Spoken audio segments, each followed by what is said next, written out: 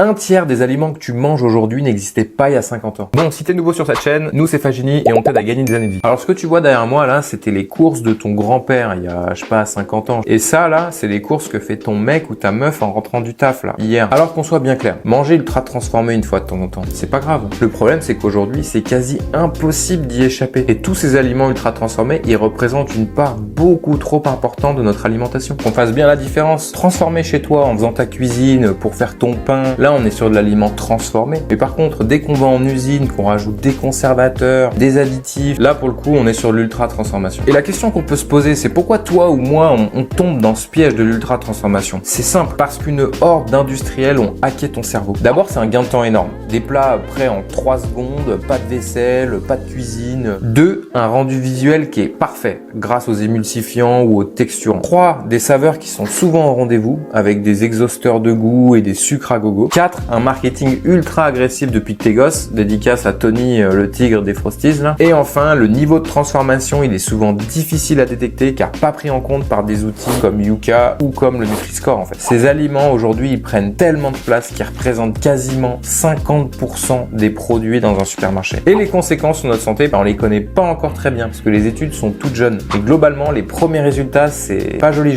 hein. Ton microbiote détérioré, ta santé mentale affectée, ton énergie en chute libre. Pour t'aider à essayer de réduire un petit peu cette consommation, voici quelques solutions concrètes. D'abord, il faut se fixer un objectif réaliste. Le but, c'est pas d'éliminer tous les aliments ultra transformés, c'est quasiment impossible. Mais déjà, si tu passes de 1/3 à 1/4 de ta consommation, ça sera déjà très bien. Pour le gain de temps, il est totalement possible de trouver des aliments sans liste d'ingrédients à rallonge qui se cuisinent en 5 minutes. T'ouvres une boîte de conserve d'haricots rouges avec un peu de riz et une boîte de sardines, tout est joué en 5 minutes. Il y a une autre règle toute conne, c'est la prononciation des ingrédients. Si dans ta liste, il y a un ingrédient que tu n'arrives pas à prononcer, tu peux reprendre le produit, tu peux tèche tout ça. Et enfin, aussi, tu peux te méfier parfois des aliments type jambon végétarien, prends juste une galette de légumes ou alors juste du tofu quoi. Alors ce que je te propose de faire, c'est ce soir d'ouvrir ton frigo, de compter les aliments ultra transformés et de te choquer toi-même car